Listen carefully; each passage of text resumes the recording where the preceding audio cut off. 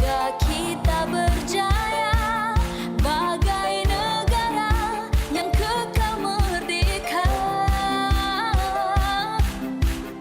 Amanah bangsa kita pikul bersama, jadikan Malaysia bahagia. Asal budaya kita budi pekerti indah, amanah jujur amalan kita. Kini masanya sudah tiba untuk bina sebelah. Negara tercinta, Kita bina negara, perangi rasuah kita satukan hati.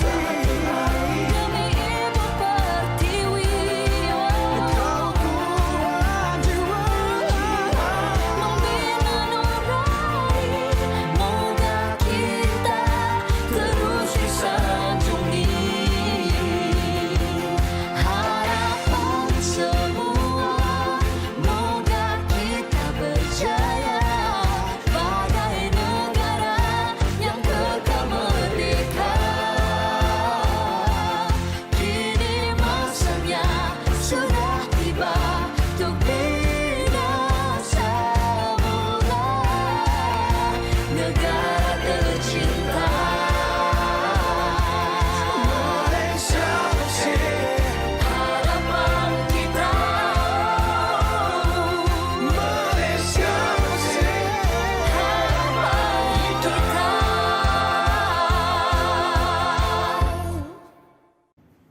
Bismillahirrahmanirrahim. Assalamualaikum warahmatullahi wabarakatuh dan selamat sejahtera. Melati kuntum tumbuh melata, sayang merbah di pohon cemara. Assalamualaikum mulanya kata, saya sembah pembuka bicara. Yang berusaha Dr. Muhammad Isa bin Aziz, Timbalan Rektor Pusat Hal Ehwal Pelajar Institut Pendidikan Guru Malaysia. Yang berbahagia Datin Dr. Haja Busra binti Ali, Timbalan Pengarah IPG Kampus Bahasa Antarabangsa. Yang berusaha Dr. Malati Anak Perempuan Balakrishnan, Ketua Jabatan Pendidikan Jasmani dan Co-Kurikulum. Yang berusaha Dr. Muhammad bin Seman, Ketua Unit Co-Kurikulum. Barisan Ketua Jabatan, Ketua Unit, Pensyarah Kanan, Pensyarah dan semua pelajar IPG Kampus Bahasa Antarabangsa.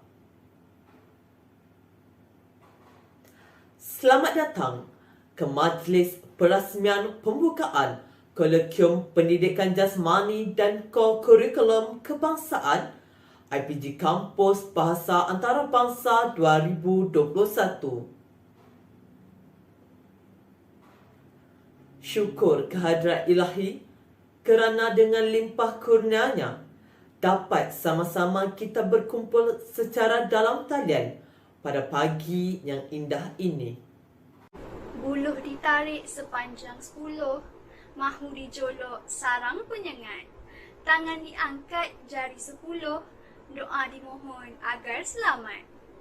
Hadirin yang dihormati sekalian, bagi memberkati majlis kita pada petang ini, marilah kita bersama-sama mengaminkan bacaan doa yang akan dipimpin oleh Saudara Muhammad Daniel Sujono bin Salam dari PISMP Tasel Jun 2021. Dengan segala hormatnya, majlis mempersilakan. Assalamualaikum dan salam sejahtera. Kita mulakan bacaan doa kita dengan umul kitab Al-Fatihah.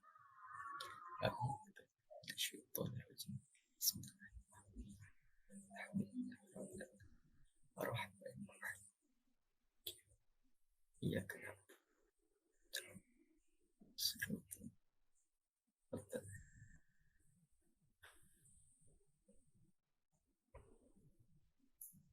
وقال ربكم ادعوني أستجب لكم. بسم الله الرحمن الرحيم. الحمد لله رب العالمين حمدا يوافي نعمه ويكافئ مزيده. يا ربنا لك الحمد كما ينبغي لجلال وجهك الكريم وعظيم سلطانك. اللهم صل وسلم على سيدنا محمد صلاة تنجينا بها من جميع الأهوات والآفات وتقضي لنا بها جميع الحاجات وتطهرنا بها من جميع السيئات وترفعنا بها عندك على الدرجات وتبلغنا بها أقصى الغايات من جميع الخيرات في الحياة بعد الممات وعلى آله وصحبه أجمعين. Ya Allah, ya Tuhan kami, yang Maha Pemurah lagi Maha Penyayang, kami berhimpun pada hari ini berdoa, memohon rahmat dan hidayah dari-Mu. Semoga dengan rahmat itu, Engkau kurniakan kepada kami kemudahan dan kelancaran dalam majlis kami pada hari ini, ya Allah. Allahumma ya Azizu ya Qahhar.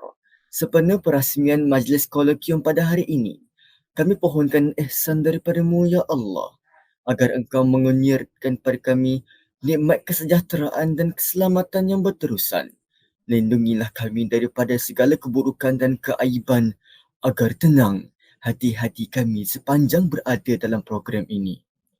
Ya Allah, ya Ghaniyu, ya Hamid, Engkau permudahkanlah segala urusan kami sepanjang kami menimba ilmu, dan berkatilah segala warga yang menyertai program ini dan kesemua ahli keluarga IPG Kampus Bahasa Antarabangsa.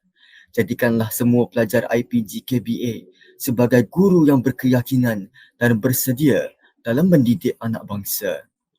Allahumma ya Hafidhu ya Muhaimin, peliharalah diri kami agar sentiasa berada dalam keadaan tenang dan damai. Semarakkanlah perasaan berkasih sayang dan saling menghormati antara satu sama yang lain, agar kami dapat hidup umpama sebuah keluarga. Ya Allah, ya Alim, kami memohon kepadamu supaya Engkau jauhkan kami daripada wabak COVID-19. Seterusnya, Engkau angkatlah wabak tersebut daripada muka bumi ini agar kami dapat meneruskan kehidupan seperti biasa. Rabbana zalamna anfusana wa illam taghfir lana wa tarhamna lanakunanna minal khasirin. Rabbana atina fid dunya hasanah wa fil akhirati hasanah wa qina adzaban nar. Wa sallallahu ala sayyidina Muhammad wa ala alihi wa sahbihi wa sallam. Walhamdulillahi rabbil alamin. Taqabbalallahu minkum. Sekian. Assalamualaikum dan salam sejahtera. Amin amin ya rabbal alamin. Majlis merakamkan ucapan terima kasih kepada saudara Muhammad Daniel Sojono bin Salam atas bacaan doa sebentar tadi. Sebelum memulakan majlis pembukaan ini, marilah kita bersama-sama melihat tayangan video pra-pelancaran Kolokium Pendidikan Jasmani dan Kurikulum Kebangsaan 2021. Dipersilakan.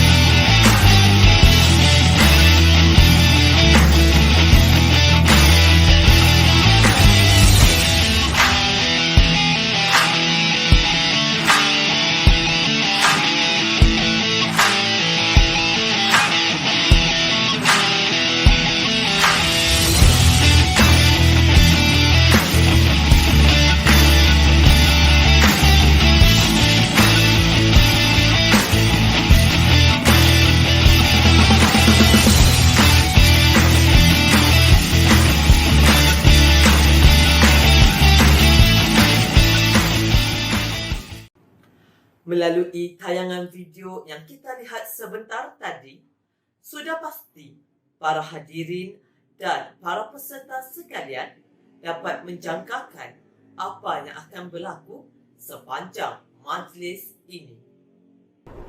Seterusnya, majlis mempersilakan Yang Berusaha Dr. Muhammad Isa bin Aziz, Timbalan Rektor Pusat Hal Ehwal Pelajar IPGM untuk memberikan ucapan. Majlis mempersilakan. Terima kasih saudara pengerusi majlis. Bismillahirrahmanirrahim. Alhamdulillahirrabbilalamin. Wassalatu wassalamu ala asrafil anbiya'i wal mursalin wa ala alihi wa sahbihi ajma'in.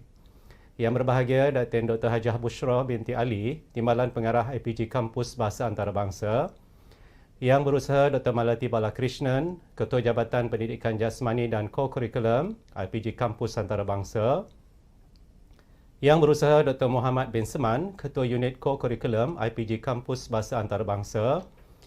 Yang Berusaha Profesor Madya Dr. Nur Khalid bin Salimin, Jabatan Sains Sukan, Fakulti Sains Sukan dan Kejurulatihan, Universiti Pendidikan Sultan Idris selaku pengucap utama yang pertama.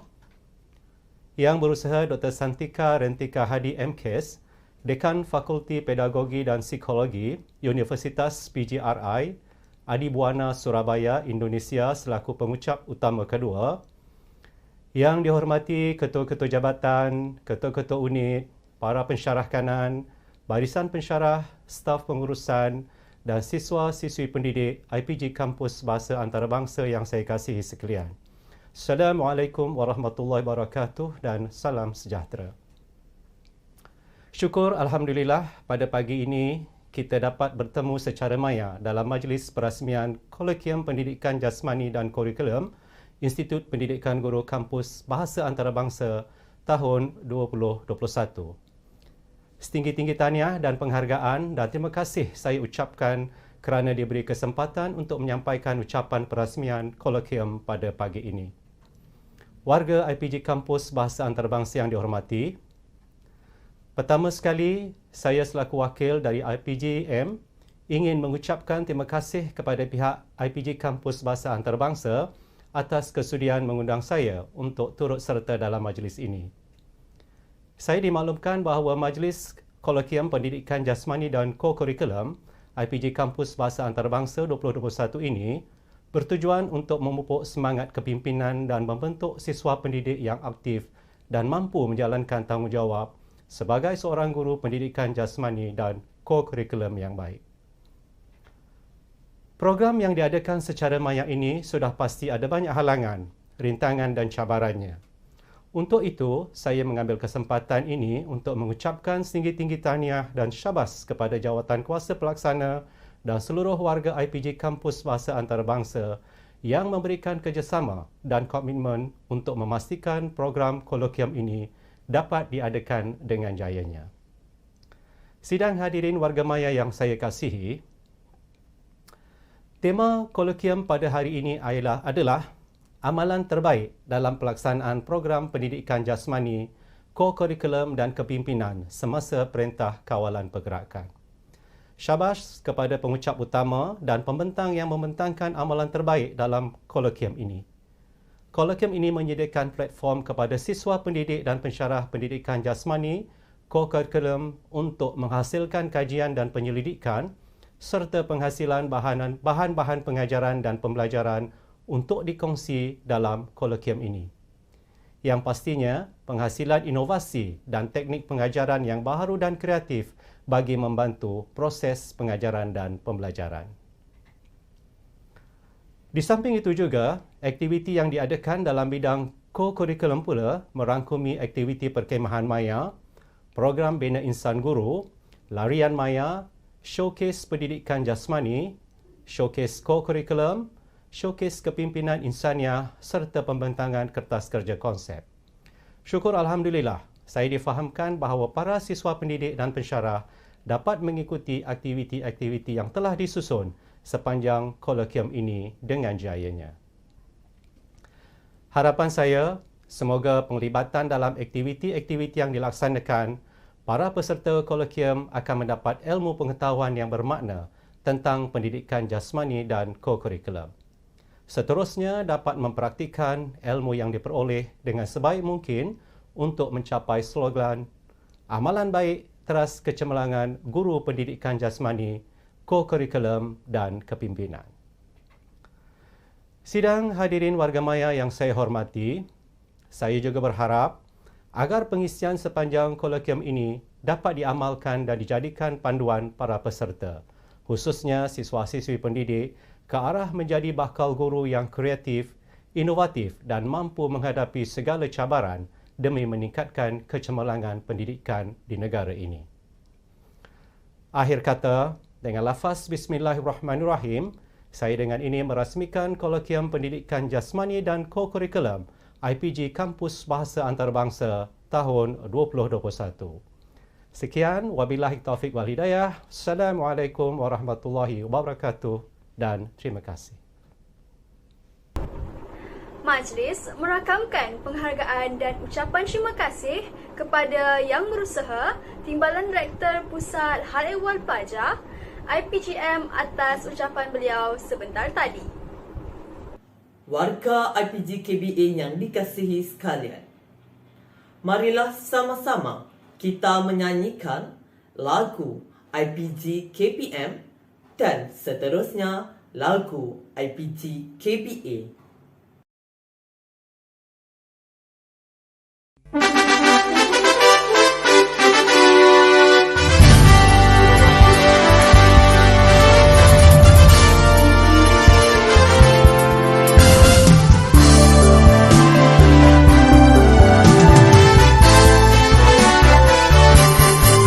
Institut Pendidikan Guru, kami sentiasa bersedia menjulang etika kerja, berkorban jiwa raga, menjunjung aspirasi bangsa negara tercinta.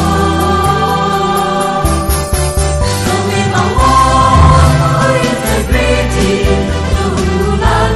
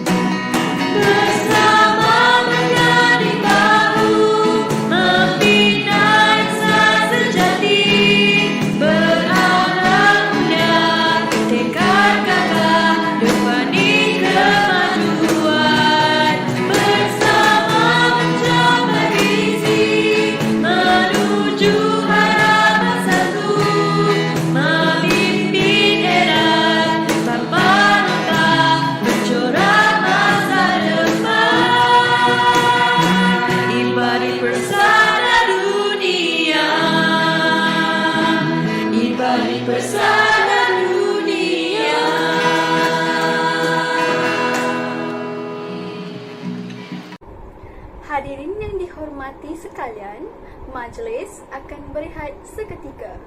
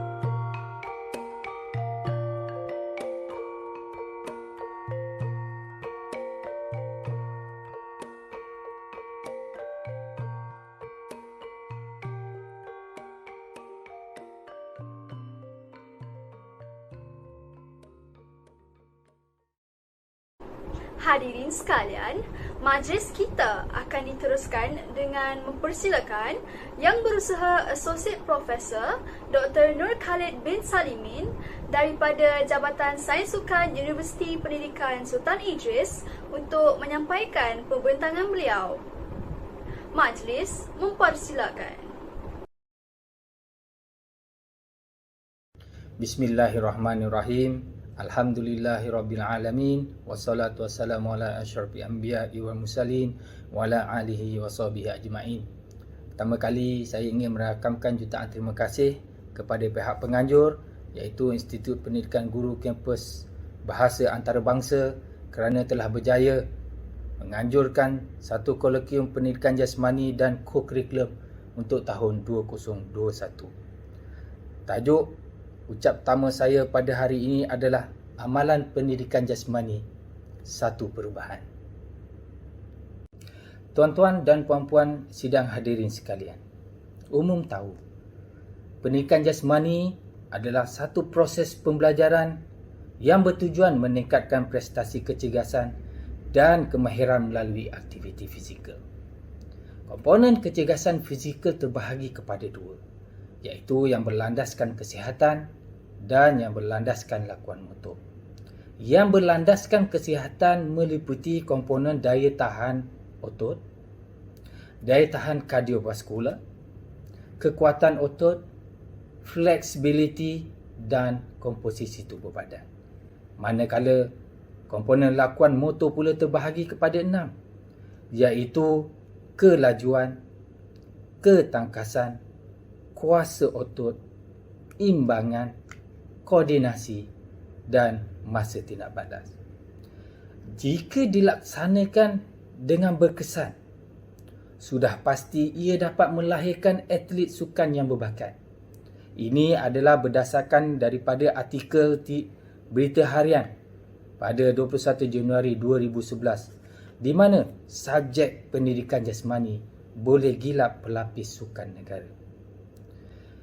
Tumpuan kurikulum pendidikan jasmani sekarang ini adalah untuk memupuk kemahiran pergerakan tubuh badan, kemahiran asas sukan, permainan, rekreasi dan juga kesenggangan serta yang melibatkan kecergasan dengan melibatkan pelbagai disiplin ilmu pendidikan jasmani itu sendiri seperti pembelajaran motor, perkembangan motor, biomekanik, fisiologi senam, psikologi sukan, sosiologi sukan dan suaian fizikal.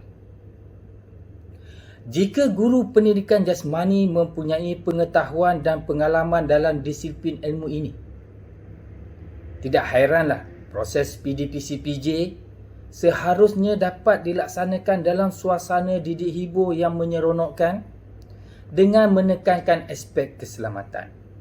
Berdasarkan daripada artikel Berita Harian pada 15 Februari 2020, dinyatakan bahawa kepentingan pendidikan jasmani dapat membina masyarakat sihat serta kurikulum ataupun silibus pendidikan jasmani dapat memupuk sikap pentingkan kesihatan.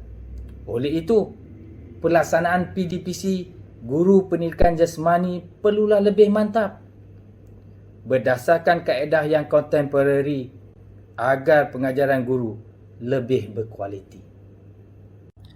Tuan-tuan dan puan-puan, berdasarkan hasil kajian tinjauan kebangsaan kesihatan dan mobiliti 2019, kajian mendapati bahawa 1.7 juta orang rakyat Malaysia mempunyai 3 faktor risiko utama penyakit diabetes, kolesterol tinggi dan hipertensi. 1 daripada 5 rakyat Malaysia mempunyai diabetes. 4 daripada 10 rakyat Malaysia mempunyai kolesterol yang tinggi. Dan 3 daripada 10 rakyat Malaysia mengalami hipertensi. Dan apa yang lebih membimbangkan saya adalah seramai 424,000 kanak-kanak yang berumur 10 hingga 15 tahun mengalami masalah kesihatan mental. Antara faktor-faktornya tersebut berdasarkan 42.9% kanak-kanak menghadapi masalah berinteraksi dengan rakan sebaya. 15.9% masalah gangguan tingkah laku. 8.3% masalah emosi. Manakala 2.3% mengalami masalah hyperaktif. Selain daripada itu, 1 daripada 2 rakyat Malaysia lebih berat badan, iaitu obes. Di mana kajian mendapati 54.7% wanita obes. 63.9% terdiri daripada etnik India, manakala orang yang berumur 55 hingga 59 tahun mengalami 60.9% masalah obes di Malaysia. Ini adalah situasi data 2019 dan belum masuk data yang terkini untuk tahun 2020 hingga 2021. Dan saya yakin dan percaya data yang ini pasti akan naik disebabkan ancaman COVID-19. Berdasarkan data yang telah saya sebutkan tadi, ada keperluan kepada pelaksanaan mata pelajaran pendidikan jasmani yang lebih berkualiti. Berdasarkan kepada 9 faktor. Yang pertama, aktiviti fizikal membantu mengelakkan penyakit. Yang kedua, kekerapan aktiviti fizikal meningkatkan kesihatan sepanjang hayat. Yang ketiga, aktiviti fizikal melalui mata pelajaran pendidikan jasmani dapat mencegah obesiti.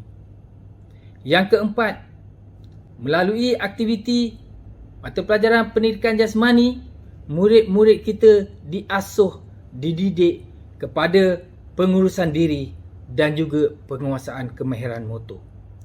Yang kelima, melalui mata pelajaran pendidikan jasmani, ia berupaya meningkatkan kecergasan fizikal warga Malaysia sepanjang hayat. Yang keenam, meningkatkan tahap akademik di mana dengan penguasaan mata pelajaran pendidikan jasmani yang lebih berkualiti, ia akan membantu murid-murid kita menguasai tahap akademik yang lebih baik. Yang ketujuh, melalui aktiviti pendidikan jasmani, ia mempunyai nilai ekonomi kepada setiap individu.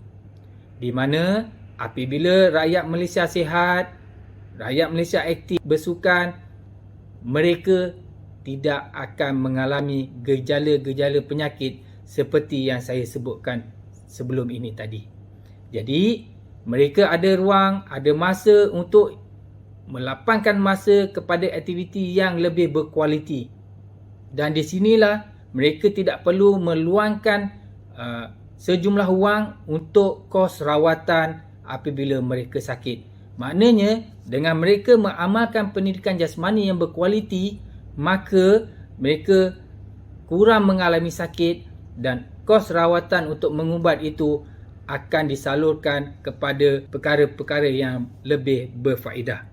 Yang ke-8, keberkesanan mata pelajaran PJ telah pun diakui. Umum tahu mata pelajaran PJ menyumbang kepada kecergasan, ketangkasan dan keupayaan akademik murid-murid. Dengan itu, saya yakin dan percaya semua guru-guru di sekolah maupun pentadbir memperakui keberkesanan mata pelajaran pendidikan jasmani memberi kesan yang signifikan terhadap pencapaian akademik murid-murid mereka. Dan yang terakhir sekali, melalui pendidikan jasmani yang berkualiti, ia mampu mendidik insan yang seimbang berdasarkan hasrat falsafah pendidikan kebangsaan. Sidang hadirin sekalian, dalam menangani situasi PDPR pandemik di mana kita melaksanakan kelas PJ secara atas talian, apa yang perlu dilakukan oleh guru PJ untuk memastikan keberkesanan dan kualiti mata pelajaran PJ itu sendiri? Dicadangkan yang pertama, kreatif pedagogi. Guru PJ perlulah kreatif. Gunakanlah segala medium yang ada di atas talian untuk menyampaikan mata pelajaran PJ supaya lebih berkesan. Kaedah cybergogi kepada guru PJ saya yakin dan percaya bukan satu yang asing sepanjang 2 tahun ini. Bagaimana guru menggunakan pendekatan secara atas talian. Pilihlah kaedah yang terbaik berdasarkan kemampuan cikgu, keupayaan murid dan fasilitis yang ada. Dalam PDPR, cikgu perlu memastikan pembelajaran itu dilaksanakan secara learning by doing, di mana kita lihat cikgu boleh memberikan tugasan, murid laksanakan aktiviti. Dengan laksanakan aktiviti itu mungkin ada rakaman video yang boleh diupload dalam grup WhatsApp ataupun Telegram sebagai bukti aktiviti telah dilaksanakan. Cikgu juga perlu menumpukan kepada objektif based learning. Dengan setiap aktiviti yang kita berikan, guru perlu memberitahu apakah objektif yang hendak dicapai bagi setiap aktiviti yang dilaksanakan itu. Cadangan saya yang kedua, modifikasi peralatan. Murid tak pergi ke sekolah, murid ada di rumah. Apa yang perlu dilakukan oleh guru dan murid? Jadi cadangan saya adalah modifikasi peralatan. Kalau kita nak mengajar komponen latihan contohnya, guru perlulah melaksanakan inovasi dalam pengajaran mereka dan meminta murid melaksanakan inovasi peralatan supaya murid dapat melaksanakan aktiviti dalam tugasan yang diberikan. Sebagai contoh, guru boleh meminta murid melaksanakan mereka cipta satu alat untuk senaman. Jadi, apabila pelajar telah mereka alat senaman, contohnya buat dumbbell daripada tin susu, kemudian dia simen ataupun segala peralatan yang diubah suai, cikgu boleh meminta murid itu merancang latihan. Apabila selesai rancang latihan, laksanakan latihan. Mungkin melibatkan 6 hingga 8 minggu. Sebab latihan yang berkesan melibatkan 6 minggu latihan. Seminggu 3 kali sesi. Jadi, di sini selain daripada latihan, cikgu perlu juga memantau dari aspek makanan. Jadi, murid perlu merekodkan segala makanan yang dimakan sebagai jurnal untuk laporan. Jadi dalam inovasi ini, peralatan ini, cikgu merancang satu program yang berterusan. Tak semestinya PDPR itu kita melaksanakan kelas secara atas talian. Apabila cikgu memberikan tugasan kepada mereka ini dalam bentuk inovasi, jadi pembelajaran itu akan menjadi lebih bermakna. Murid dapat mereka cipta. Dan daripada reka cipta alat ini, mereka melaksanakan latihan. Dari latihan, mereka laksanakan secara berterusan. Dan pastikan guru ada instrumen pentaksiran untuk menilai alat ataupun modifikasi peralatan yang direka cipta oleh murid itu sendiri. InsyaAllah, mungkin dalam kalangan seramai-ramai murid ini, ada juga potensi inovasi alatan yang mungkin akan dikomersialkan. Dan inilah yang akan membentuk keusahawanan kepada murid-murid. Yang ketiga, memaksimumkan sumber. Saya lebih suka kepada guru yang memaksimumkan sumber yang ada di persekitaran. Gunakanlah konsep 3R. Reuse, reduce dan recycle. Sebagai contoh, apabila guru dalam situasi kelas PDPR meminta pelajar buat buku scrap contohnya. Jadi cikgu boleh menggunakan konsep 3R ini. Murid boleh menggunakan kertas yang dah digunakan. Mungkin kertas yang depan pakai, belakang kosong. Jadi dia boleh gam. Jadi yang kosong dengan kosong, depan dan belakang, boleh dijadikan medium untuk buku scrap.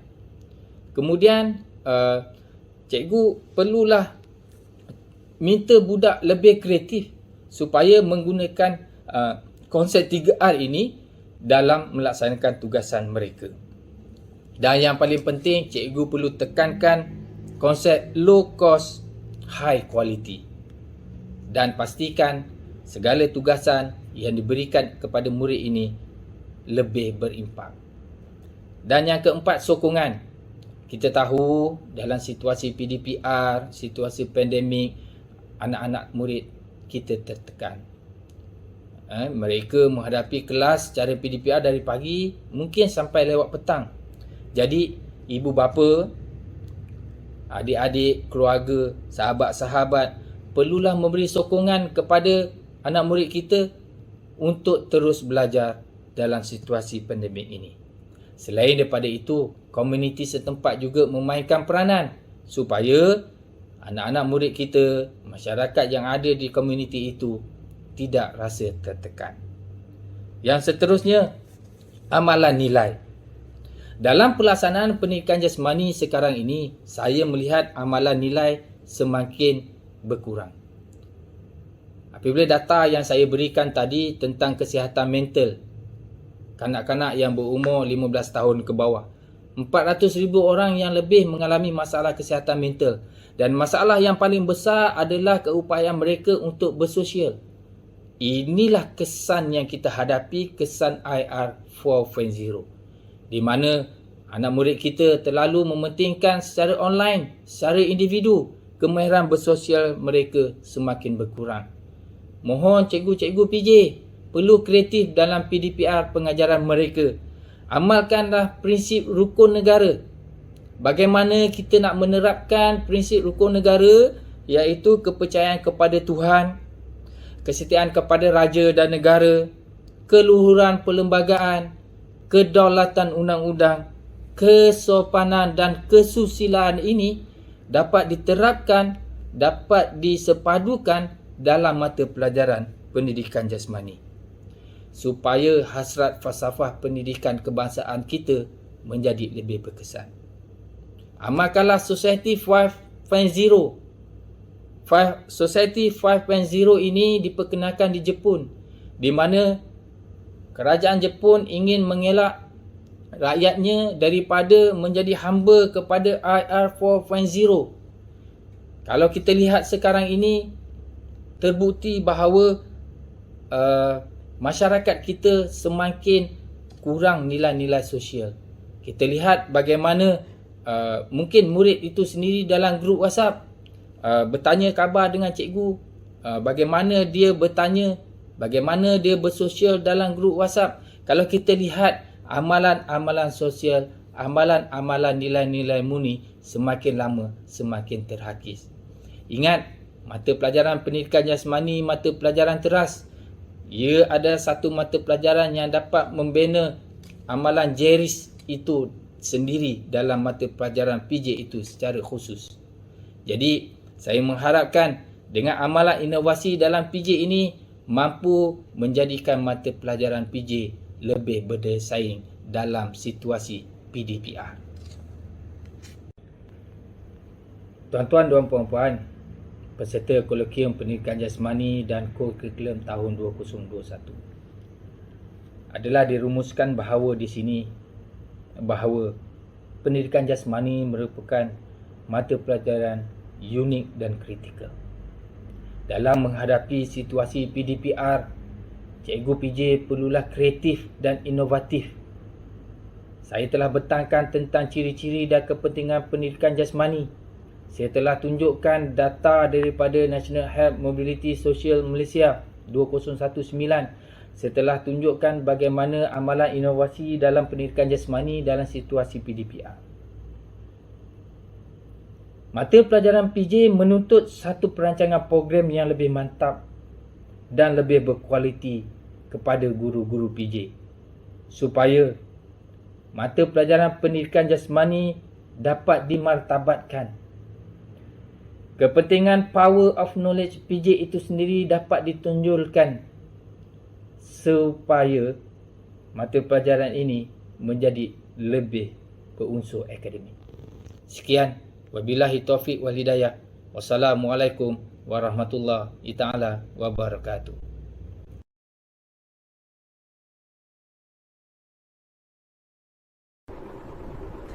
Majlis merakamkan jutaan terima kasih kepada Yang Berusaha Associate Profesor Dr. Nur Khalid bin Salimin atas pembentangan yang bermanfaat sebentar tadi.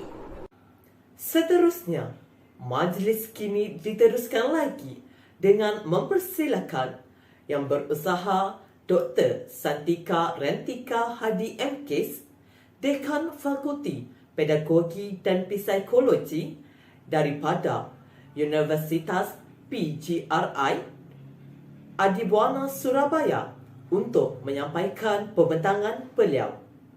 Majlis mempersilakan.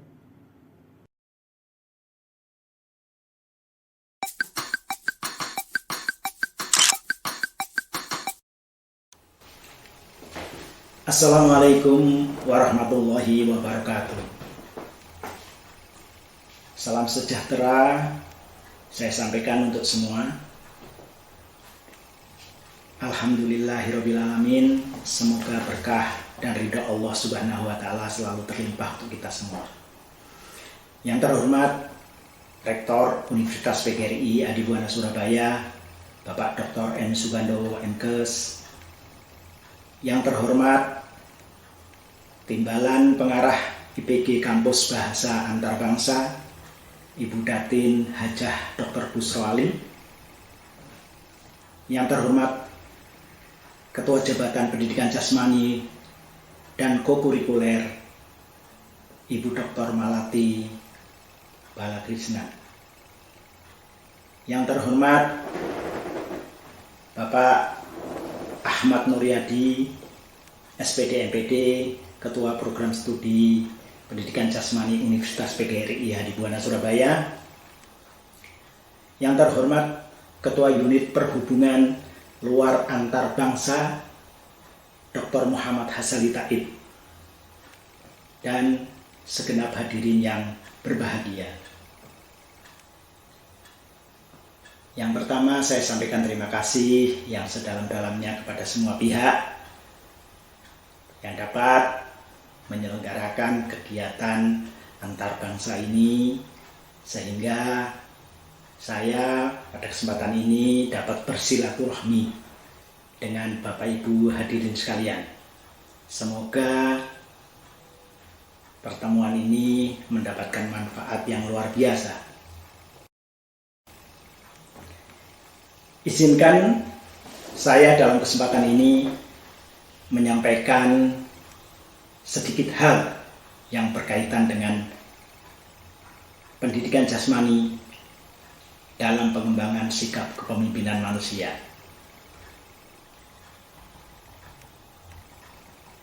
Pendidikan jasmani merupakan bagian dari pendidikan secara keseluruhan, di mana pendidikan jasmani adalah aktivitas gerak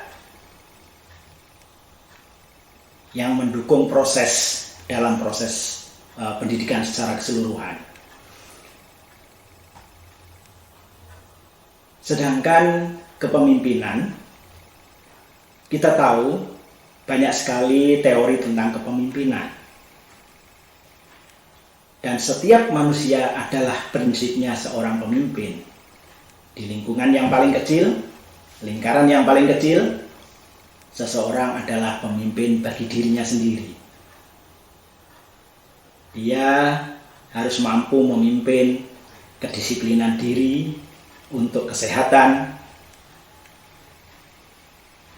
untuk kebersihan, untuk keberhasilan hidupnya sendiri.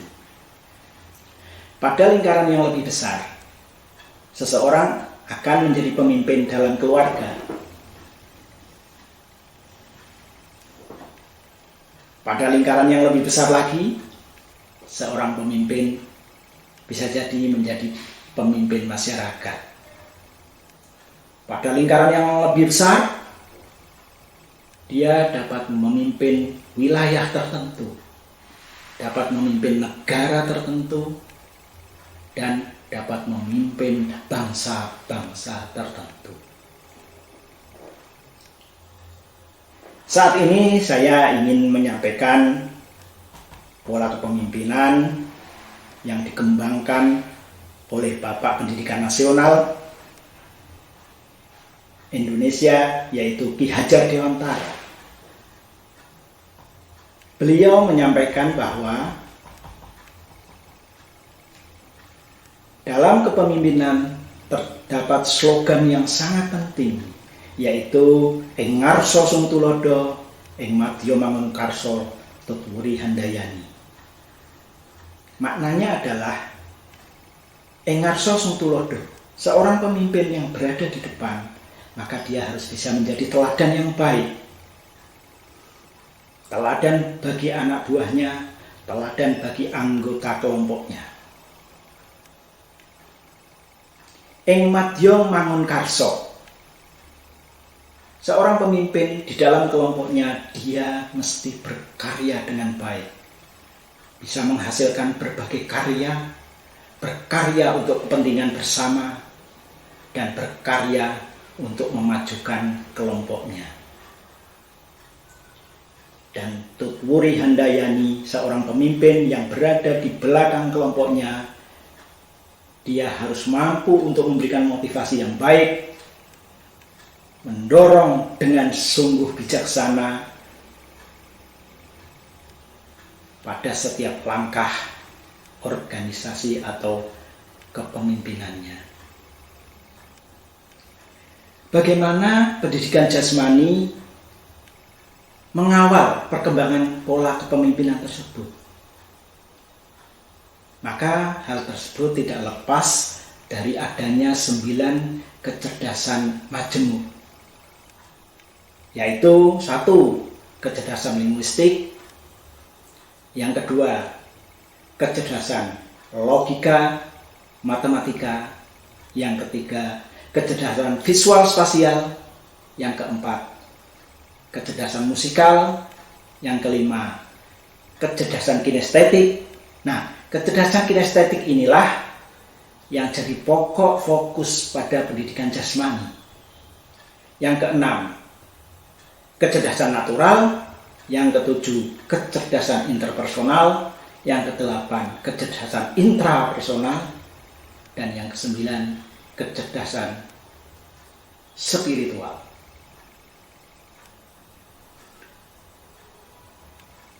Pengembangan kepemimpinan sangatlah dipengaruhi oleh 9 kecerdasan majemuk tersebut. Oleh karena itu, bagaimana Penjas dalam prosesnya memanfaatkan kinestetik atau kecerdasan yang kelima, kecerdasan gerak, di dalam proses untuk mengembangkan 8 kecerdasan yang lain. Mengapa demikian? Karena ke-9 kecerdasan tersebut merupakan pilar dari pola kepemimpinan.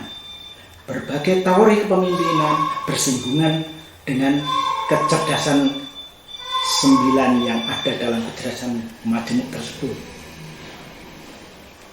Sebagai contoh, bagaimana seorang guru Penjas akan mengembangkan kecerdasan yang lain melalui kecerdasan kinestetik. Katakanlah bagaimana mengembangkan kecerdasan logika matematika melalui kecerdasan kinestetik. Seorang guru Penjas harus mampu untuk memberikan tugas-tugas pokok kepada peserta didik yang berkaitan dengan penghitungan, misalkan seperti itu. Anak didik disuruh berjalan 23 langkah misalkan, kemudian mundur 10 langkah, maka hasil dari jalan ke depannya dengan dikurangi mundurnya ada berapa? Tanpa disadari, peserta didik akan mempelajari perhitungan penjumlahan, perhitungan pengurangan, perhitungan perkalian, dan lain sebagainya melalui kinestetik. Untuk pola interaksi di dalam kecerdasan kinestetik dikaitkan dengan kecerdasan interpersonal dan intrapersonal, maka seorang guru Penjas harus mampu untuk mengelola kinestetik gerak di dalam proses pembelajarannya dikaitkan dengan konsep diri peserta didik, interpersonalnya, dan intrapersonalnya, bagaimana seorang guru pendidikan jasmani dapat menjalin hubungan antar individu dalam satu kelompok, memberikan pengalaman kepemimpinan bagi peserta didiknya secara bergantian. Itu hal yang bisa saya tegaskan, bahwa peran guru pendidikan jasmani ke depan bukan selama ini sudah mengarah kepada pengembangan pola kepemimpinan, baik disadari maupun tidak disadari. Itu yang dapat saya sampaikan, bagaimana pola kepemimpinan itu harus mampu dikembangkan melalui kinestetik oleh guru pendidikan jasmani, baik secara teori luas maupun secara budaya nasional Indonesia, yaitu Ingar Sosong Tulodo ing Madya Mangkarsa Kepuri Handayani, diharapkan mampu dikembangkan melalui pembelajaran pendidikan jasmani. Demikian yang bisa saya sampaikan. Mohon maaf apabila ada yang tidak berkenan, dan semoga hal-hal yang saya sampaikan dapat memberi manfaat pada semuanya. Assalamualaikum warahmatullahi wabarakatuh. Majlis merakamkan jutaan terima kasih kepada yang berusaha Dr. Santika Rentika Hadi MKes atas pembentangan yang cukup menarik sebentar tadi. Majlis kita diteruskan lagi dengan mempersilakan Yang Berusaha Dr. Malati Balakrishnan, Ketua Jabatan Pendidikan Jasmani dan Co-Curriculum IPG Kampus Bahasa Antarabangsa IPG KBA untuk menyampaikan pembentangan beliau. Majlis mempersilakan. Salam sejahtera, dev-dev terhormat dan warga maya sekalian. Saya, Dr. Malati Balakrishnan, Ketua Jabatan Pendidikan Jasmani dan Co-Curriculum IPG Kampus Bahasa Antarabangsa, akan membentangkan satu kajian dalam Kolegium Pendidikan Jasmani dan Co-Curriculum Kebangsaan. Tajuk kajian saya, peningkatan kompetensi pengurusan dalam talian dalam kalangan pensyarah Jabatan Pendidikan Jasmani dan Co-Curriculum semasa pandemik COVID-19 di IPG Kampus Bahasa Antarabangsa.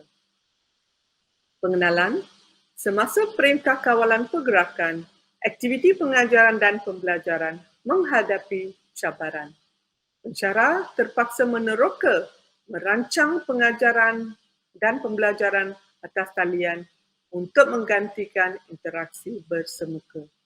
Pendekatan alternatif yang disyorkan oleh MQA boleh diaplikasikan sebagai garis panduan.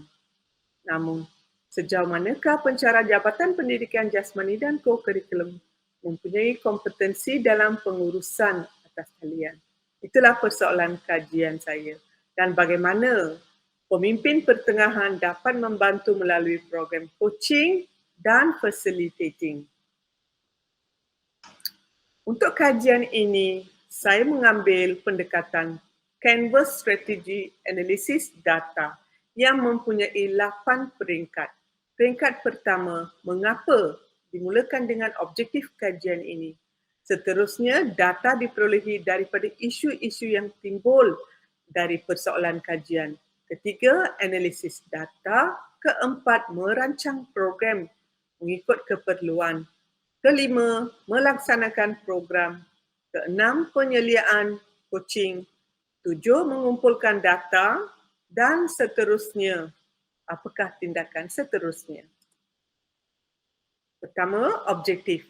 Objektif kajian untuk meningkatkan kompetensi pengurusan atas talian dalam kalangan pensyarah Jabatan Pendidikan Jasmani dan Co-Curriculum.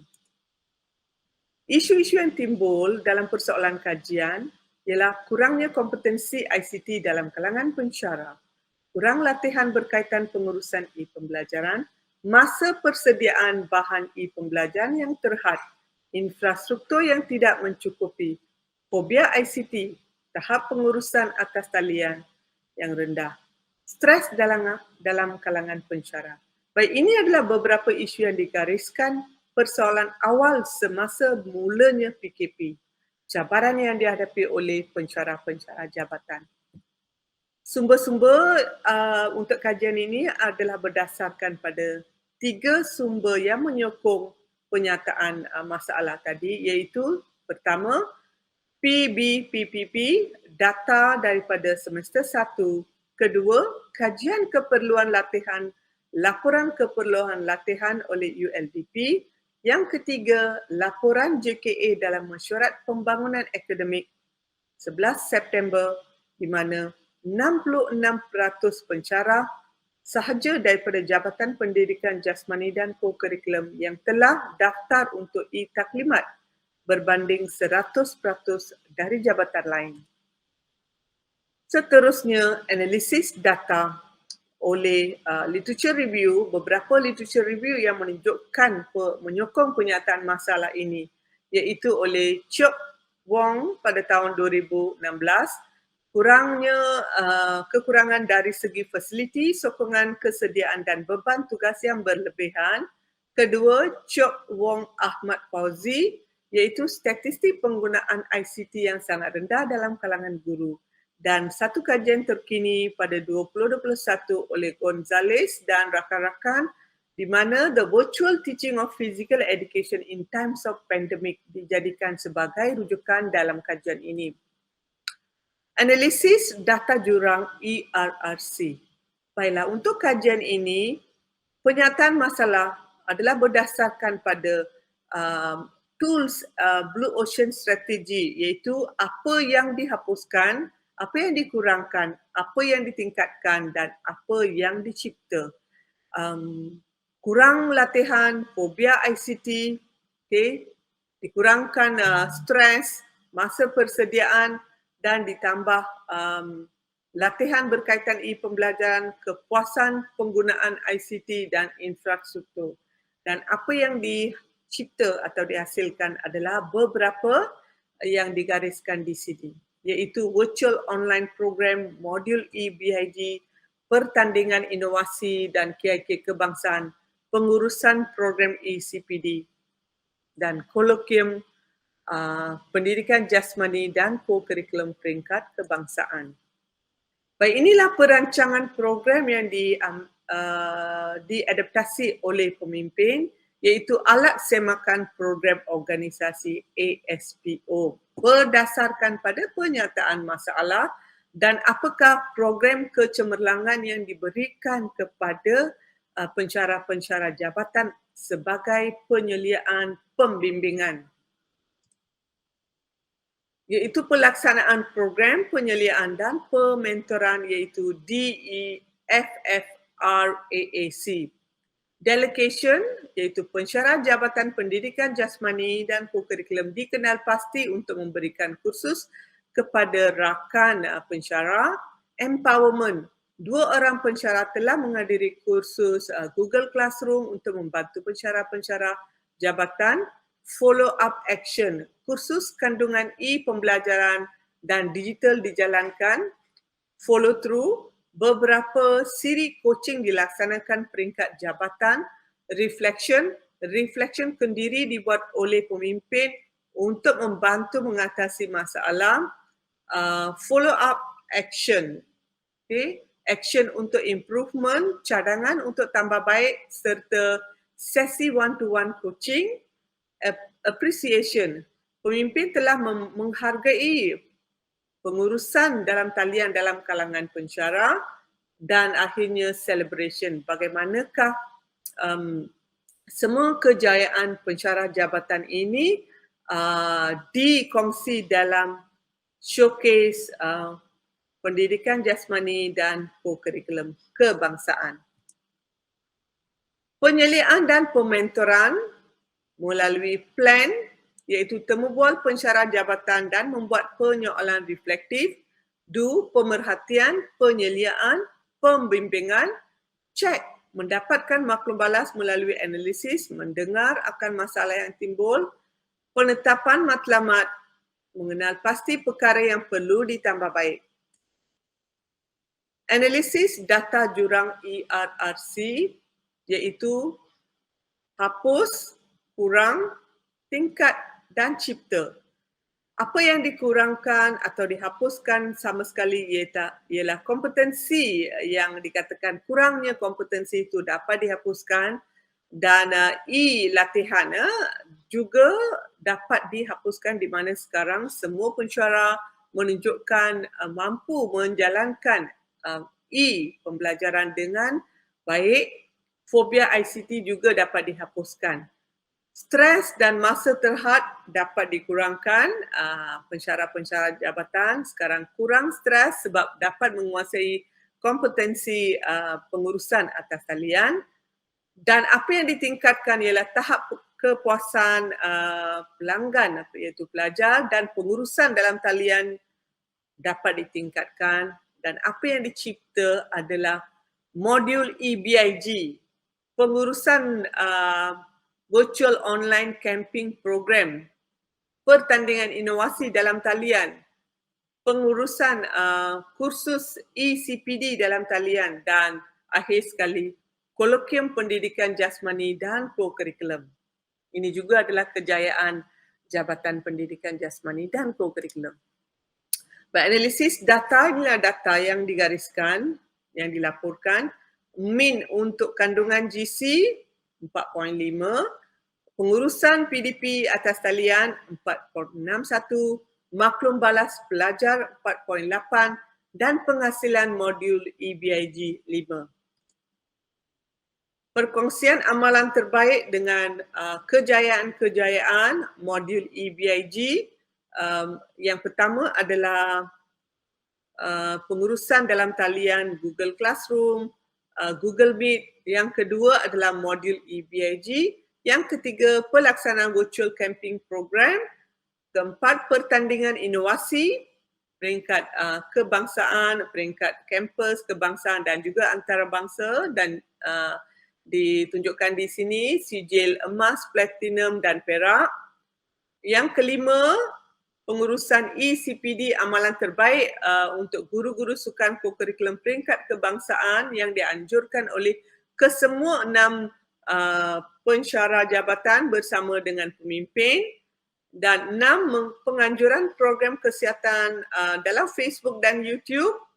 Dan yang ketujuh, penganjuran kolokium pendidikan jasmani dan co-curriculum 21.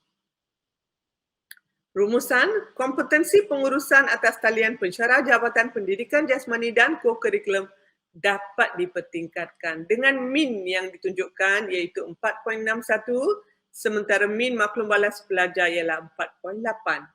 Selain itu, hasil dapatan program coaching dan facilitating juga menunjukkan impak positif dengan penghasilan modul atas talian EBIG dengan nombor ISBN. Ini adalah satu hasil intelek. Dan penganjuran kolokium pendidikan jasmani dan co-curriculum kebangsaan. Seterusnya, pelaksanaan perkemahan maya virtual online camping program serta pengurusan ECPD khusus pengurusan sukan dan co-curriculum peringkat kebangsaan oleh kesemua pensyarah Jabatan Pendidikan Jasmani dan co-curriculum menunjukkan kecemerlangan program yang menyokong tema amalan baik, teras kecemerlangan, guru pendidikan jasmani, co-curriculum dan kepemimpinan. Dengan itu, inilah rujukan yang berdasarkan rujukan-rujukan inilah kajian ini dijalankan. Beberapa rujukan dikongsi di sini. Chiok Wong dan rakan-rakan, Gonzales, rujukan terkini 2021 dan Kak Zemi. Dengan itu, sekian saja. Terima kasih daripada saya. Salam sejahtera. Jumpa lagi. Majlis merakamkan ribuan terima kasih kepada Yang Berusaha Dr. Malati Balakrishnan atas pembentangan yang bermanfaat sebentar tadi.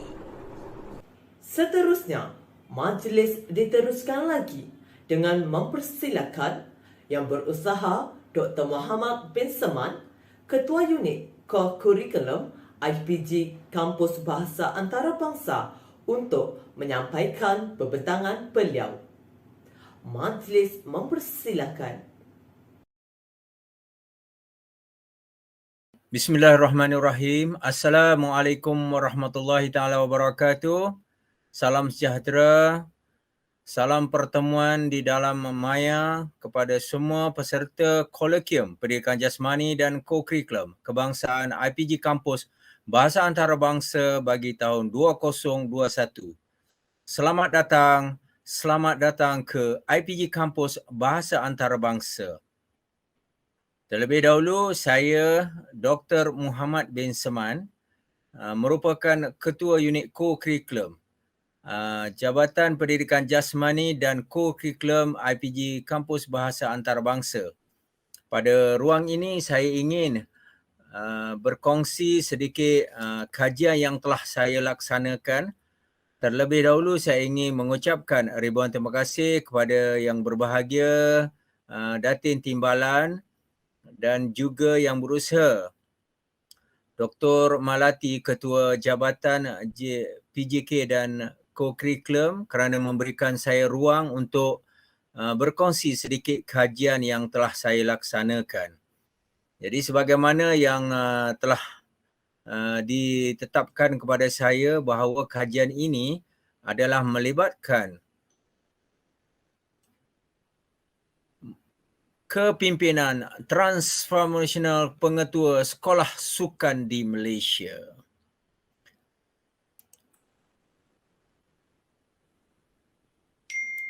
Sebagai pengenalannya, perancangan perubahan sekolah sukan di Malaysia telah mula dikemukakan sejak tahun 80-an lagi untuk menjamin kemajuan, perkembangan dan pembangunan sukan negara. Jadi dengan ini, kajian kepimpinan transformational pengetua sekolah sukan di Malaysia ini saya laksanakan untuk mengenal pasti keberkesanan, kawalan, proses pentadbiran dan pengurusan sekolah sukan di Malaysia. Jadi terdapat tahap keberkesanan yang dihasratkan oleh pihak-pihak yang berkepentingan. Selain itu, faktor penghalang kepada sekolah sukan Malaysia dalam mencapai tahap keberkesanan dengan mengambil kira konteks semasa sekolah sukan yang didapati dalam kajian ini juga dapat digunakan sebagai rujukan dan panduan dalam meningkatkan keberkesanan sekolah sukan di Malaysia. Fokus utama kepada perbincangan saya ialah tahap kepimpinan transformational pengetua sekolah sukan di Malaysia.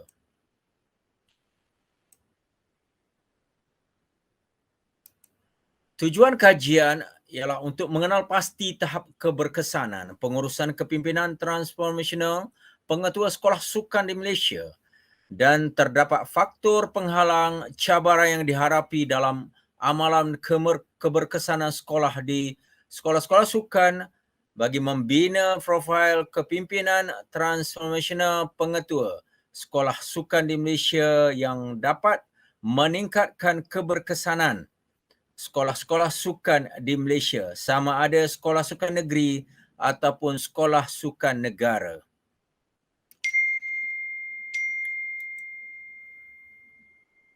Kajian saya adalah terus berkisar kepada kerangka teoretikal kajian berasaskan kepada 3 model utama.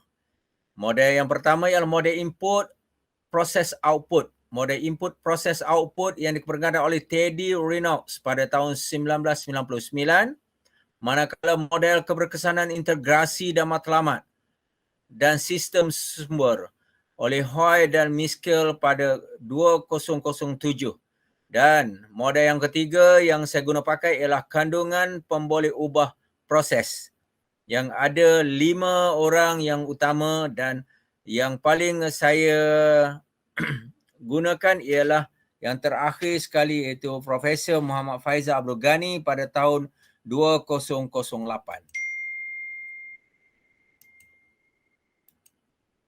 Mengikut kerangka asal untuk proses ini ialah ianya melibatkan input iaitu ciri-ciri sekolah berkesan di mana mengambil kira aspek kepimpinan, proses pengajaran dan pembelajaran, budaya dan persekitaran sekolah, pengharapan yang tinggi, aspek pelajar, pemantapan dan penilaian acara berterusan, dan yang terakhir sekali ialah pemuapakatan sekolah dan rumah.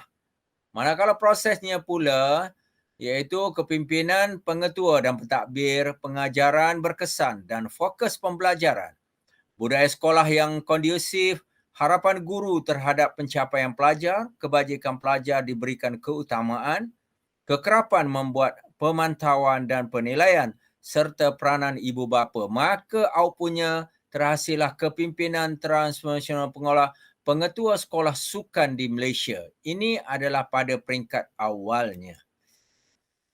Kepentingan utama dapat kita lihat ialah melalui penulisan Rahim Ahmad dan rakan-rakan pada tahun 1999, iaitu merupakan proses keberkesan dan penambahbaikan sekolah sukan di Malaysia. Sekolah di Malaysia telah bermula pada awal tahun 1980-an.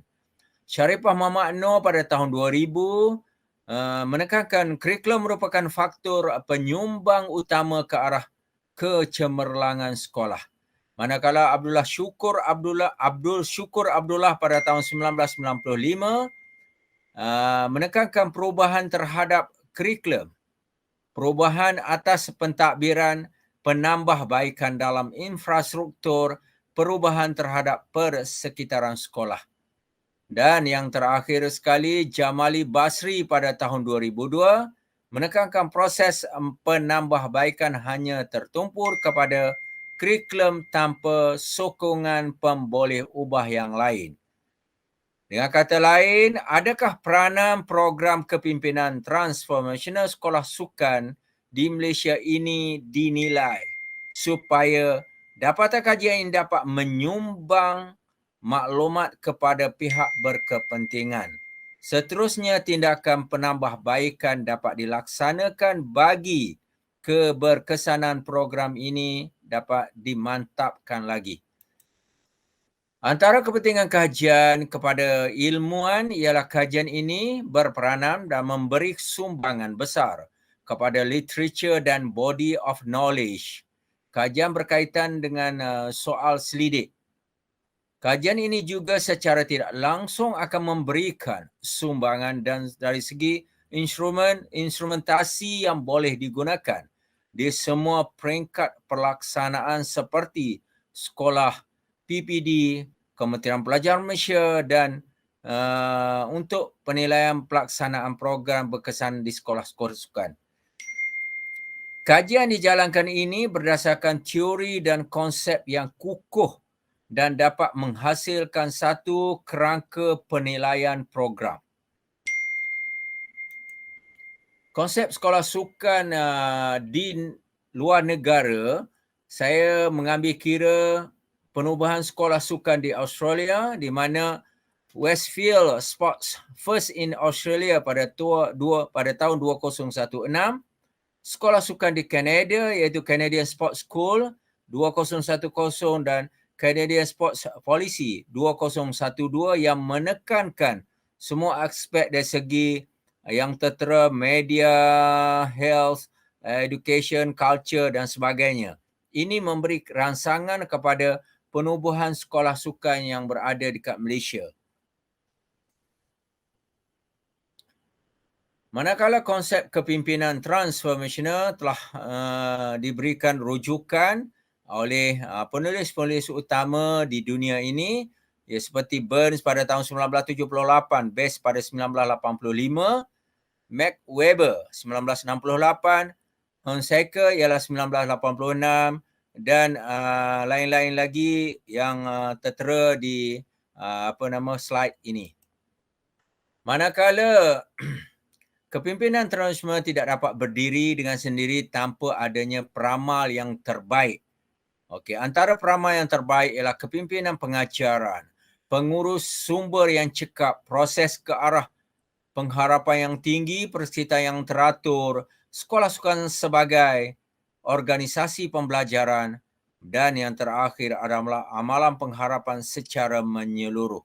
Berdasarkan rajah ini, dalam usaha mengamalkan kepimpinan transformasional secara berkesan di sekolah sukan, pemimpin-pemimpin sekolah sukan haruslah memberikan penekanan terhadap aspek kepimpinan pengajaran. Manakala hasil ini dapat selaras dengan pandangan Baharum dan rakan-rakan yang lain pada tahun 2009. Kepimpinan pengajaran yang berkesan dapat membudayakan kecemerlangan sesebuah sekolah. Seterusnya dapat mencapai matlamat yang telah ditetapkan oleh sesebuah institusi.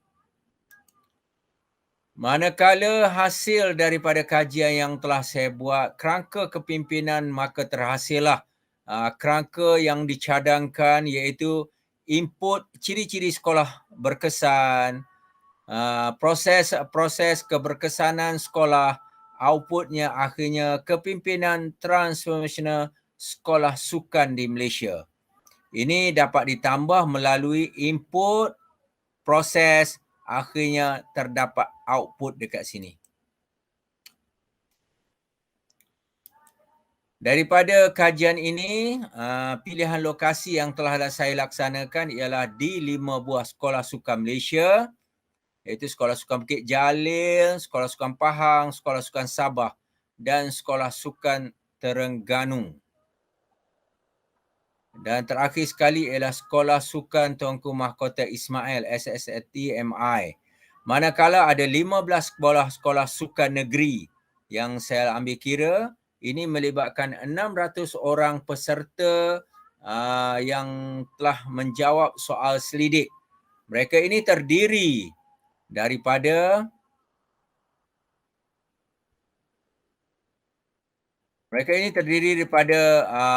guru sekolah, sama ada guru yang sebagai pentadbir, jurulatih ataupun guru akademik biasa. Manakala instrumen yang saya perkenalkan ini mengambil kira daripada pandangan kajian Profesor Madya Dr. Muhammad Faisal Abdul Ghani pada tahun 2008 dan 10 pakar yang telah memberikan keesahan kepada instrumen kajian ini. Jadi kajian dipilih ialah tahap kesahanan kepercayaan yang tinggi disebabkan oleh pengkaji asal menggunakan pandangan pakar dalam bidang kepimpinan sekolah. Antara item yang saya pecahkan ialah profil sekolah 2 item, profil guru 15, amalan sekolah sukan berkesan di Sekolah Sukan Malaysia 138 item dan faktor halangan melaksanakan amalan di sekolah 21 item. Jumlah item semuanya ialah 165, keseluruhan item ialah 176.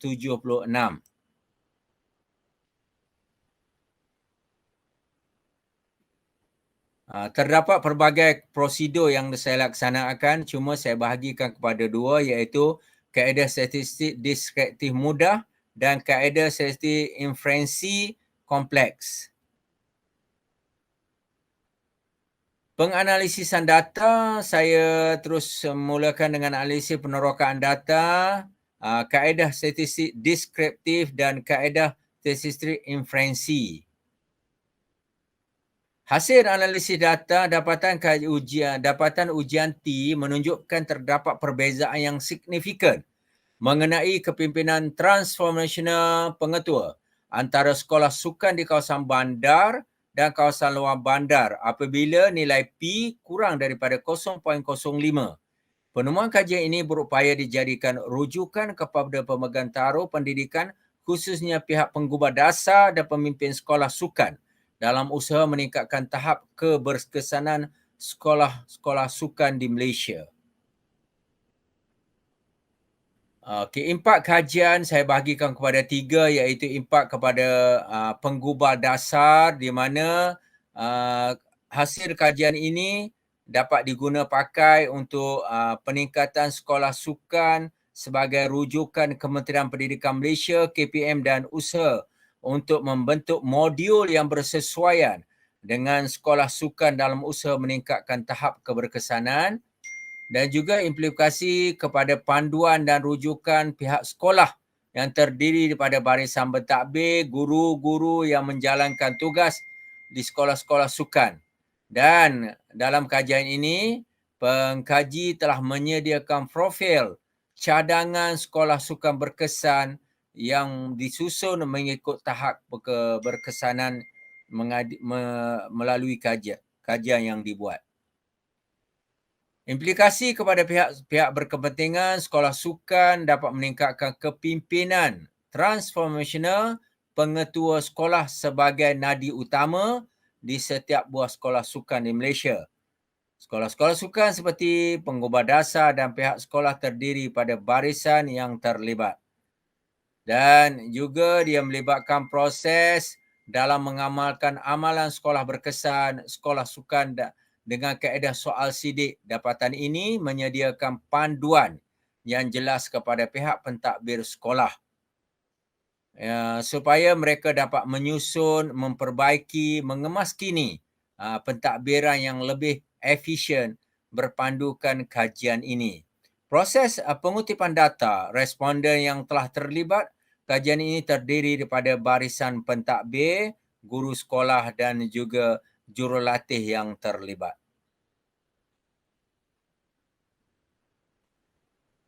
Akhir sekali, pandangan dari saya sebagai seorang pengkaji, saya berharap kajian saya ini diterima pakai oleh sekolah sukan dan sekolah-sekolah yang ingin meningkatkan tahap keberkesanan, terutama sekali dari pihak pentadbiran sekolah yang terdiri daripada barisan utama, pengetua dan penolong kanan serta guru-guru kanan yang terlibat.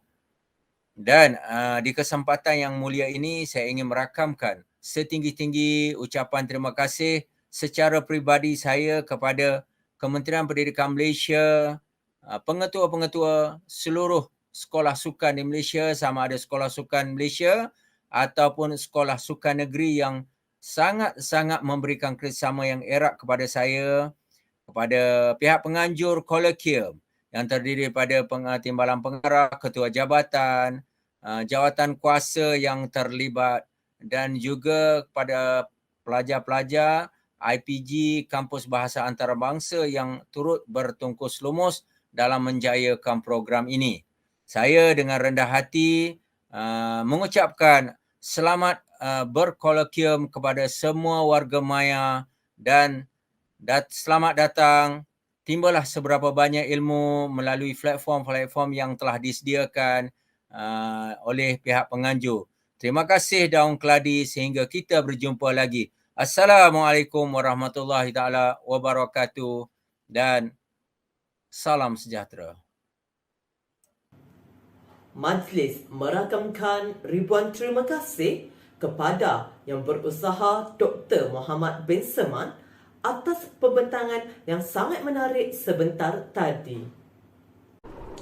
Hadirin yang dihormati sekalian, dengan berakhirnya pembentangan pleno kedua sebentar itu tadi, maka berakhirlah sudah majlis perasmian pembukaan Kolokium Pendidikan Jasmani dan Kokurikulum Kebangsaan IPG Kampus Bahasa Antarabangsa 2021 pada pagi ini.